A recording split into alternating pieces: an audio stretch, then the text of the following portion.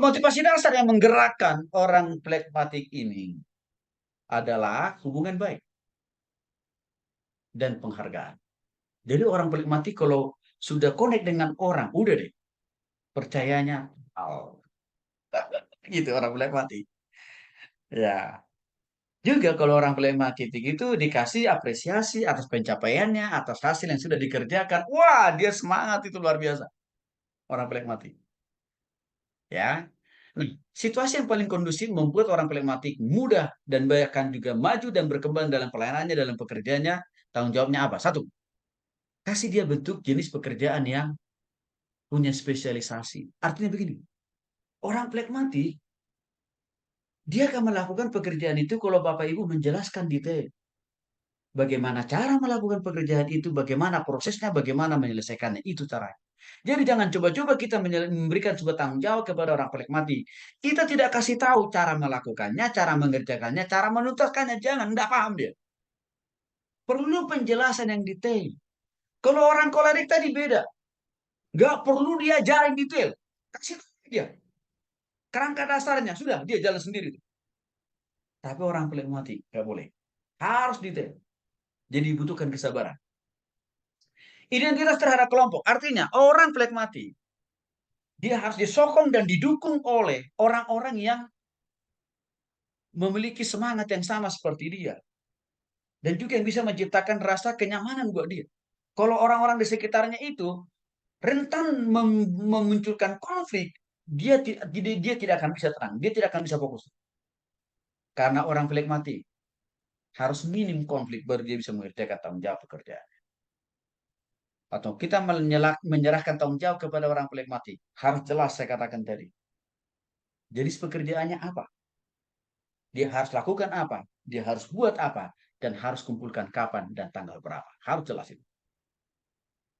Juga, ya, suasana yang kondusif bagi orang penikmati akan maksimal dalam bekerja dan melayani kalau di tempat yang sudah terbiasa, alias tidak asing. Udah terbiasa dia di lingkungan. Tapi kalau di tempat yang baru agak susah. Karena tipe penikmatik ini kan tipe yang sangat susah bergaul. Ini kelemahan nih. Susah bergaul dengan orang-orang baru. Maka kalau kita suruh dia misalkan menjadi orang marketing, nggak jalan. Karena orang marketing itu kan senang harus bertemu dengan orang baru, harus sama dengan orang baru kan. Orang pelik mati nggak bisa, nggak bisa. Maka saya katakan tadi, jangan taruh dia di bagian marketing, ya. Nah, juga cocok bekerja sama dengan orang yang situasi santai dan bersahabat. Kalau kita pikir-pikir, dengan tipe temperamen apa ini? Sanguin. Sanguin itu kan juga senang situasi yang penuh persahabatan. Ya, juga tidak buru-buru mau ubah rencana. Karena orang melankolis, sorry, phlegmatik saya katakan tadi, orangnya detail, tidak mau mengerjakan sesuatu asal-asalan. Maka waktu dia menerima tanggung jawab juga, dia berpikir bergumul betul. Ya, bagaimana mengerjakan itu dengan sempurna. Ya, nah juga cocok bekerja sama dengan orang-orang yang selalu mau membantu dia, memberikan dukungan, sokongan, motivasi. Wah itu orang melankolis akan lebih maju maksimal tuh. Maka kalau kita punya tim dalam pelayanan dalam pekerjaan orang melankolis, Bapak Ibu perlu ekstra waktu, tenaga, pikiran, perlu menyediakannya. Karena kenapa? Supaya mereka bisa maju. Ya. Nah, orang phlegmatik itu Bapak Ibu akan bekerja sesuai dengan ritme mereka. Nggak boleh kita uber-uber seperti gaya orang kolerik. Nggak boleh. Ya. Orang phlegmatik itu bekerja, saya katakan tadi kan dengan teratur dia. Jadi agak lama memang, tapi begini, hasilnya biasanya cenderung maksimal. Minim kekeliruan, kesalahan. Hasil kinerja dari orang phlegmatik. Karena tadi itu dia. Ya, dia bekerja sesuai dengan ritmenya, temponya alias tidak tidak mau dan tidak suka diburu-buru memang. Nah, kita harus sabar juga nih, kita harus paham juga nih. Jadi misalkan saya katakan tadi Bapak Ibu, ya kita punya pasangan loh. Kok rasanya kok suami saya ini kok lelek banget ya? Ya memang temperamennya di sini. Ya. Nah, yang berikutnya, mengajukan pertanyaan, bagaimana? Artinya begini, orang pelik mati. Karena mereka tidak mau mengerjakan sesuatu itu asal-asalan, maka kecenderungan mereka itu senang mengajukan banyak bertanya.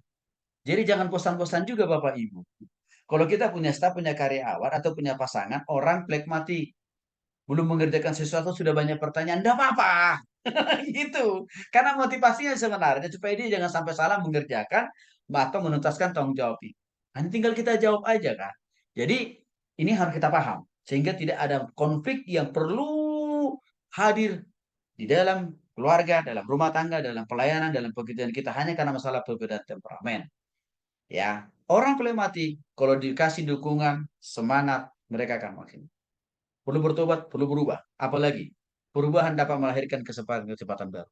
Artinya begini Bapak Ibu, orang flegmatik, jangan takut berubah. Jangan takut mengubah keputusan. Jangan takut mengubah rencana walaupun mungkin rencana itu sudah lama dipertimbangkan. Kalau ada hal yang lebih baik, jangan takut untuk mengubahnya. Ya, persahabatan tidak di atas segala-galanya. Maksudnya begini Bapak Ibu, khusus orang pelikmati. Jangan mengharap semua orang yang ada di muka bumi ini akan bisa kita buat jadi sahabat. Akan bisa menjadi penolong yang terbaik buat kita. Nggak selalu Bapak Ibu, nggak selalu. Karena manusia di dunia ini masih dominan orang-orang belum bertobat.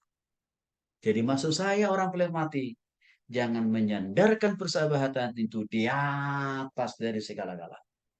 Seringkali orang pelikmati jadi gampang baper, sakit hati, alias kepahitan. Kenapa? Karena tiba-tiba saja orang yang dianggap tadinya bisa dipercaya jadi sahabat, ya tiba-tiba membelakangi dia. Kepahitan. Ini resiko kalau kita terlalu menyandarkan persahabatan itu di atas dari segala-galanya. Tidak boleh, karena akan bisa kecewa dan tawar hati. Lagi-lagi masalah waktu, orang paling mati juga sangat lemah. Disiplinlah dalam mempergunakan waktu. Jangan buang-buang waktu. Ya, bawa Alkitab. Karena mereka sudah sungguh-sungguh berubah dan diubahkan oleh Tuhan. Juga mereka menjadi hamba-hamba Tuhan yang luar biasa. Tokoh Alkitab yang punya temperamen mati. Abraham. Abraham. Cocok tadi kan Bapak Ibu istrinya Abraham siapa? Sarah. Orang kolerik kan? Ya. Abraham itu orang mati. Saya kasih tahu contohnya. Sebelum Abraham, ya, bagaimana keplegmatikannya Abraham itu sangat terlihat waktu dia sudah usia 90 tahun dia. Dia galau sama Tuhan. Dia mulai meragukan janji Tuhan yang mengatakan bahwa dia akan diberikan, diberkati oleh Tuhan dengan keturunan yang besar. Jumlahnya sebanyak bintang-bintang di langit dan pasir di laut. Kan itu kata Tuhan kan kepada Abraham. Tapi galau loh dia. Untung ada istrinya akan Sarah meyakinkan Abraham. Di situ kita lihat ada kolaborasi antara kolerik dan flegmatik.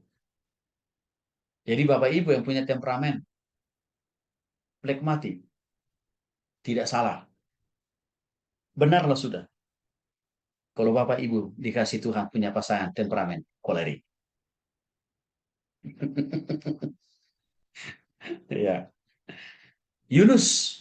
Tahu Bapak Ibu Yunus ya? Yang disuruh Tuhan untuk beritakan Injil ke kota Niniwe.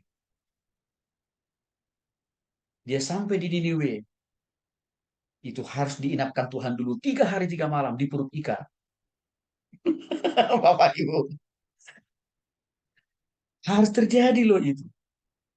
Setelah dia dimuntahkan dari perut ikan itu. Lalu dia jalan. Lalu apa? Di suatu saat di atas pohon mengeluh lagi dia sama Tuhan. Tuhan, sudah bilang. Mereka-mereka tidak akan mau tobat itu Tuhan.